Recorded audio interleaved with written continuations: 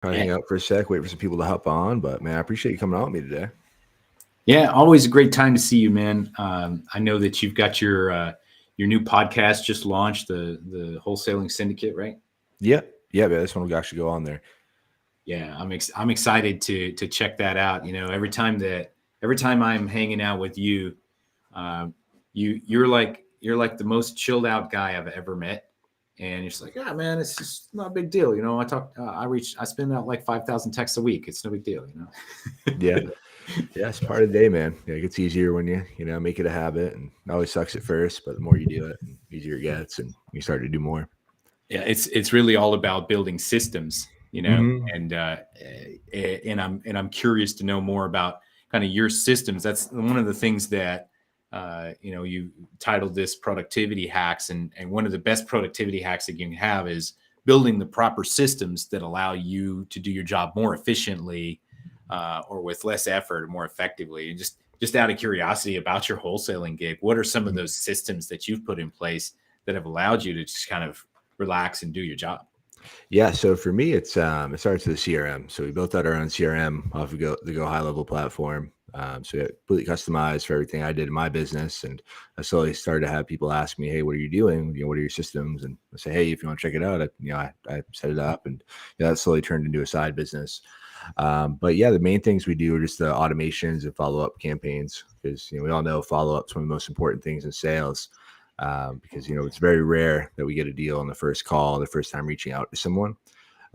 So when I first started, what I would do is I'd get a list and I'd send out one text or one voicemail drop, and it would work okay. It wouldn't work great. I'd get results, but it wasn't like the best. But when I slowly started to do it, so like a drip campaign, it would text them and then send a voicemail drop, and then it keeps doing that again and again over a week. Literally the conversions and the response rates, they all skyrocketed. So I'm like, oh, okay, cool. So I'm onto something, and slowly built those up, and so I have those up for the initial one, and then depending on what they say, I have like additional follow ups. It's like, hey, call me in a month. I just have a button I press, and it sends them out thing in a month. If I have one that if they say they're interested, but then they don't answer when I call them, I have something for that. So really, every part of my system that I found, the first things I focused on were areas I was dropping the ball. So I'm like, hey, I'm not following up here. I'm dropping. There's some leads here I left out on. So that was the first thing, and then I wanted to fill those holes, and then I slowly built out other stuff as well on top of that. Yeah, and I love hearing that because productivity. In order to be productive, you first have to understand, well, where are we going? What is the outcome we're trying to create? And that's where I think a lot of people really miss the mark. Is they're building out their business, they're building out their systems even. It's like, well, what am I trying to accomplish? And what you noticed really quickly was, okay, well, I'm trying to accomplish getting more leads, more qualified leads that I can talk to about wholesaling a house. Mm-hmm. And now I'm finding these little cracks where it's not helping me accomplish that goal. It's kind of, once you know what you're trying to get, once you know a clear destination or a goal, everything becomes binary. Is this helping me achieve that goal or no? Right. And as entrepreneurs, we have limited brain space. And in order to really truly be productive, we have to eliminate everything down to a binary. This is helping me, or this is not helping me. One of the Mm-hmm. ways that you can do that, first and foremost, is get a clear destination. If I know I'm building a trip and I want to take a trip to Disney World, I'm not going to be okay landing in Gulf Shores, Alabama, right? I want to make it all the way to Disney World. So I want to build the plan to where I'm going to make it all the way to my destination. But the only way I can do that is I have to know what the destination is. And so if we're starting with productivity, we have to start with the end in mind. And once we have the end in mind, we also have to have, what's our current location? What are my current skills, strengths, weaknesses, opportunities, and threats? Where am I at right now? So that I understand if I know where that is and I know where I'm going, that defines the gap. And that gap is where we build the plan and the path to close it. And that's ultimately how we create that. That's kind of my 3-step process to being more productive is like, where are you at? Where you want to go? What kind of path do we need to build to get you from one place to the other? Yeah, 100%, man. That's the way I like to look at things too. And yeah, it's really the best. And like you said, if you don't have a clear destination in mind, you're never going to get there. And I feel like a lot of times when people feel stuck or, they feel like they're stuck in the same spot, it's because they don't know what they want and, they don't know where they're going or how they're going to get there. Man, truer words couldn't be spoken. And if in the time that we have here, I don't get any other point across, it's that one, the one that Kai just made. What do you want? If you have not sat down in a dimly lit room with a pencil and a pad of paper and clearly written that out, you're going to struggle. I actually had this conversation just not like more than an hour ago. There was a gentleman that had just joined Apex, a mastermind that we're in, and we were having a conversation, and he had these big dreams, huge, like, wow, that's amazing, man. Who do you want to help? And he said, people. And I'm like, cool. What people? Let's start with something that you can actually move the needle. Let's start with a rock that you can push across the street.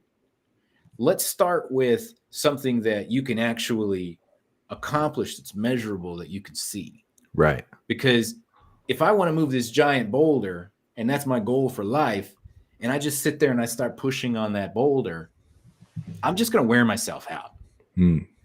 What I need to do is I need to build strength, and I need to get perspective so that I can use the leverage and the tools and maybe recruit the people I need so that I can ultimately move that boulder. But I got to start with something small, something I can actually move. And that's, I don't want to be too philosophical about a live stream called Productivity Hacks, but it really starts there, Kai. And I know you've been through your entrepreneurial journey and you understand this better than anyone. Yeah, 100%. And I used to be that guy, and you say that, and like I used to be the guy I never really got when I first started as an entrepreneur to the point of like, niching down or, being specific and clear and like setting small individual goals. Cause I've always had big goals and wanted the big thing, but I never, it's hard, when you're first starting, because it's, it takes time and it feels like you're not pushing the needle forward, when you're sitting taking time writing out your goals. But yeah, I promise you, you're definitely going to get there faster if you take that time and make sure you plan out where you're going to go before you start driving. So let's do this. Let's talk about your audience is mostly real estate professionals. Is that right? Yeah, mostly wholesalers and investors and realtors. And so what would you say are the biggest kind of roadblocks to making progress that they tend to run into? I'd say for a lot of people I talk to, it's just I don't know if it's overanalyzing or really just wanting to learn everything before they get started, or really just doing just keep like finding new information or shiny objects, and really it's just kind of acting, not taking action, and just like spending too much time in the learning phase. I've worked over the last 15 years. I've worked with more than 5,000 entrepreneurs. And that is the number one thing that I have noticed with almost all of them, especially if you're just starting, is this sentiment that I need to know every single thing before I get started, because I want to make sure that I don't make a mistake. And I've worked with real estate professionals for a long time. And the biggest thing that I hear from real estate professionals, I talk to a lot of people that want to get into real estate investing, a lot, all kinds of them. And most of them never do. And the reason why they never do is not because they couldn't find a capital source. It wasn't because they couldn't get good deal flow. It wasn't because of the market conditions or any of that stuff that we say. That's just kind of an excuse. The reason that they didn't get into it is because they never started. Failure to launch. Right. Period. And there's two reasons for the failure to launch. Number one, I'm terrified of making a mistake. And number two, it's just not a priority for me right now. And that's it. There's not a third reason. Like, most people don't invest even though they want to. The reason they don't invest is because they're afraid to make a mistake, or it's just not that important to them. Right. And when you realize this is going to be the most important thing to me, then again, it becomes binary. The next decision that you have to make, is this going to help me invest in real estate? Yes or no? A, B. Yes, it does. Let's do it. No, it doesn't. Let's not do it. Okay. And then I'm afraid of making a mistake, which is what you brought up. There's this, I don't have the graphic handy, but I created this little like chart. And so just imagine like one of those little quadrant charts, like when you were in middle school math and you're using the graphing calculator, right? And they get the, so we've got the quadrant to the left, and let's call this knowledge. And we've got a quadrant to the right, and let's call it results. And there's this equation that you can do that's called a limit. And a limit is basically like a curved line. You've got your y-axis here. It's a curved line that gets closer and closer and closer to the y-axis, all the way to infinity. It never crosses the y-axis, but it gets as close as possible, infinitesimally close, like millimeters, microns. And that line, we'll call that confidence.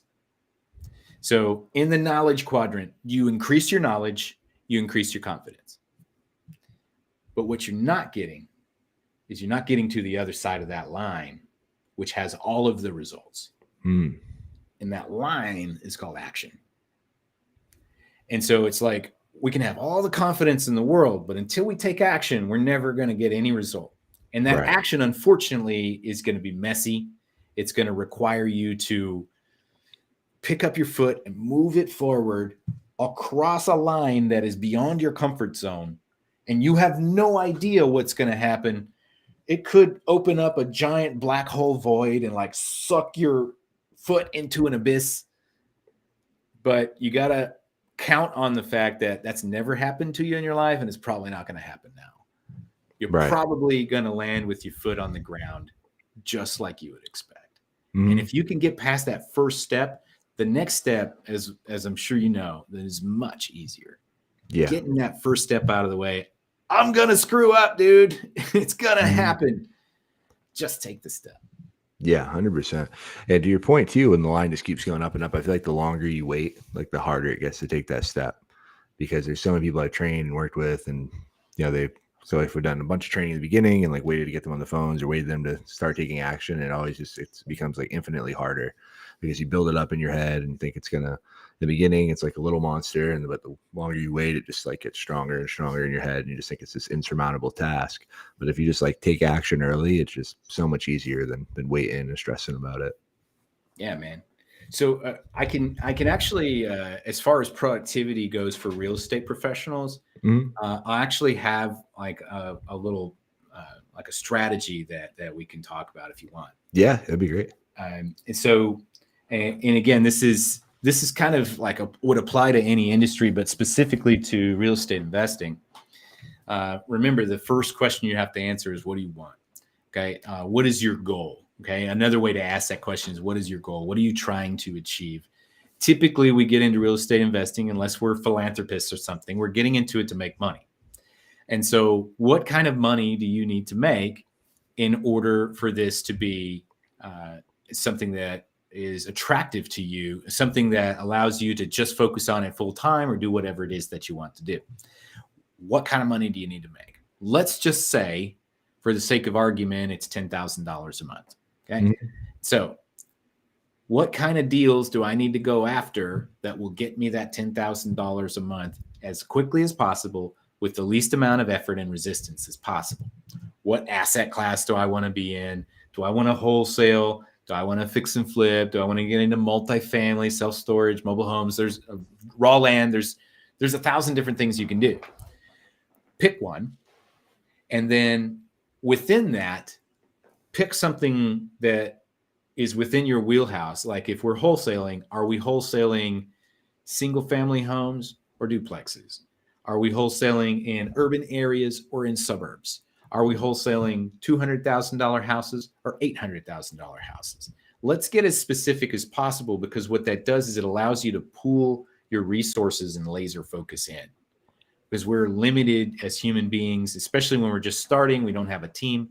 Let's focus in to make ourselves as efficient as possible, because I'm sure you tell me, give me some perspective on this for wholesaling, because I'm not so familiar with that.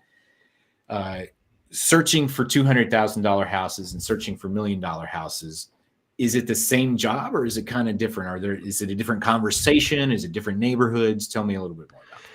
Yeah, it's different a little bit, but it's a lot of the same kind of strategies. But yeah, the conversations might be different, and there might be less likely to be distressed.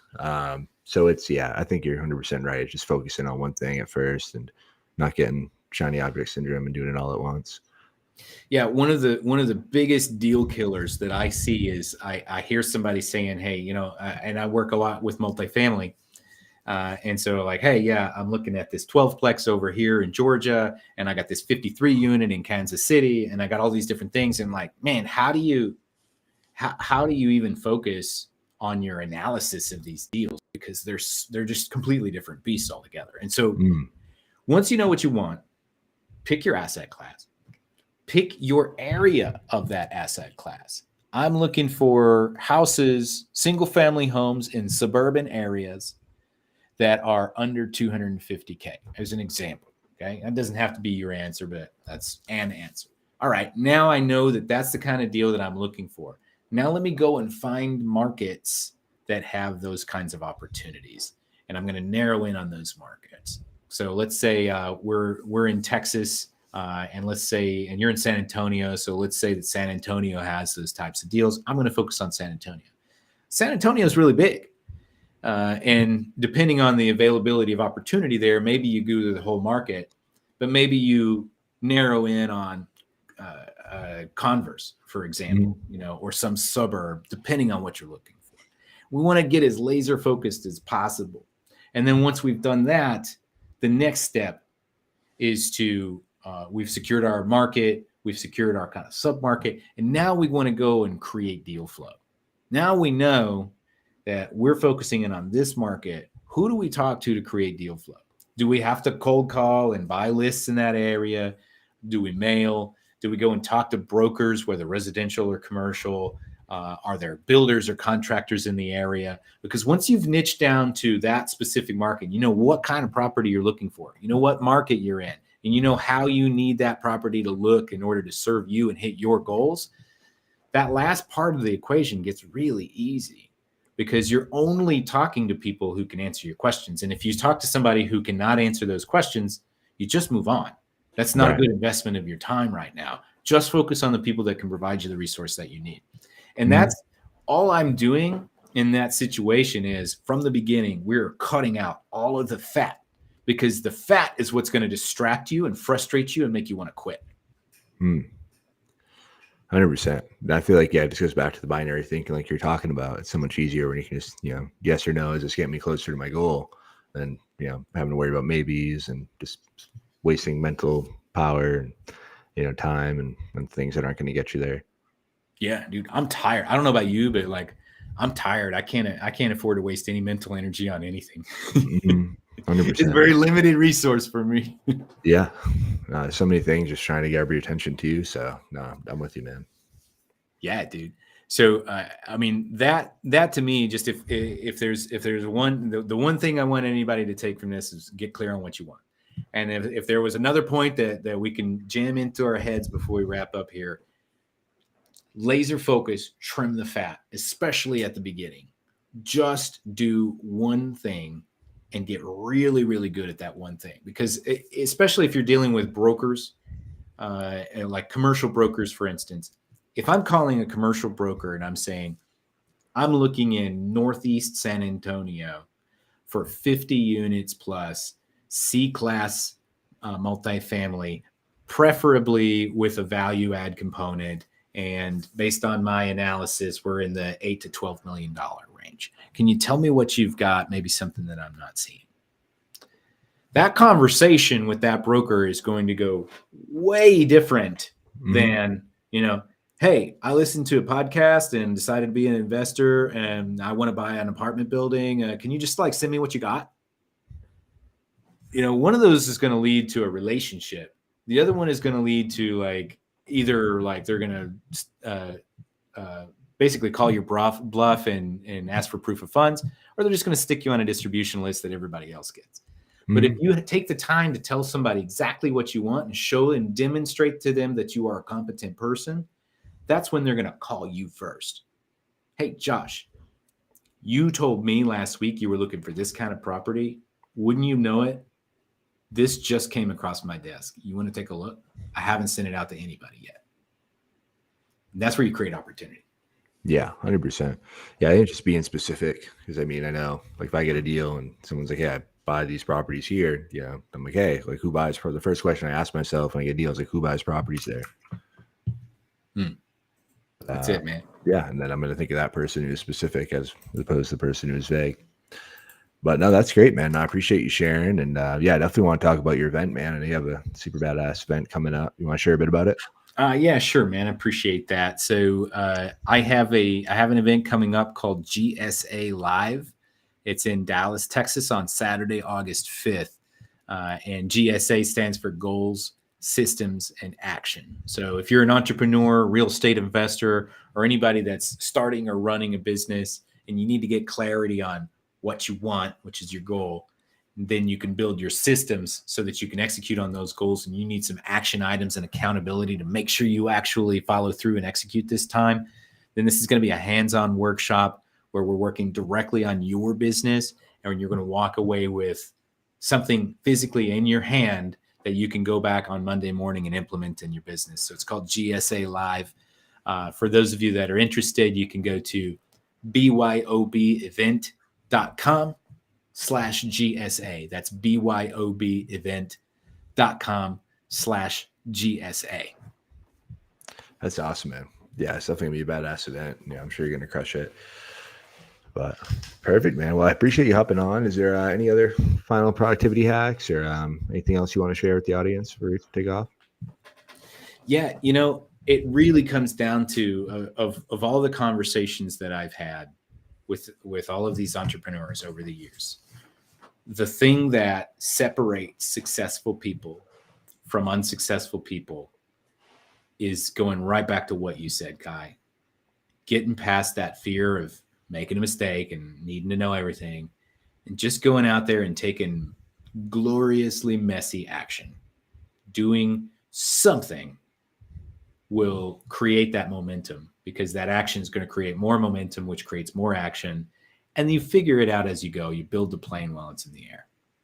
Yeah, 100%, man. It's really that simple. And I feel like everyone wants this crazy complex formula, but it's always the simple shit that works. Yeah. I can make it complicated and charge you a bunch of money to tell you the same shit if you want, but right. Yeah, there's really nothing to it. Just go and do the work, man. Awesome, man. Well, thanks again, man. I really appreciate you coming on. What's the best way for people to connect with you and learn more about all the stuff, cool stuff you're doing? Yeah, sure. I'm everywhere on social media at JT Literally. I also have a weekly discussion panel for entrepreneurs called the BYOB Lunch Club. It's free every Tuesday at 12 Central. You can go to byoblunchclub.com, sign up for that, check it out. We do have, for those of you watching today right now, we do have a July 4th special edition that's called Show Me Your Meat. And it's going to be a bunch of barbecue guys that are grilling live. And so one of them's actually going to do a live cut right on the camera. So if you're into barbecue, sorry, vegans, but if you're into barbecue, go and sign up for the BYOB Lunch Club. Tune in from your boat or the park or your backyard or wherever you happen to be celebrating Independence Day. And we'll be doing that for about an hour. Nice, man. Yeah, that's going to be great. Yeah, I was talking to Doug yesterday. And yeah, he's excited. He's so stoked. Yeah, he's excited, man. Yeah, I invited him. We have a mutual friend, Doug Mitchell, and I invited him like, hey, man, will you come be a panelist on this special episode called Show Me Your Meat? It's about grilling. And he was like, dude, I was born for this. And then he like sent me all this barbecue paraphernalia, It was like, I definitely asked the right guy to come on. That's funny. Yeah, he was talking about last night at dinner, and he's like pulling his phone. He's like, yeah, I'm going to get this. I'm going to do that. And like, yeah, these guys are going down. I can't wait. Yeah. Awesome. I'm going to check it out for sure. But awesome, man. Well, thanks again, man. This was great. We'll definitely have to do this again soon. Yeah, Kai, take care.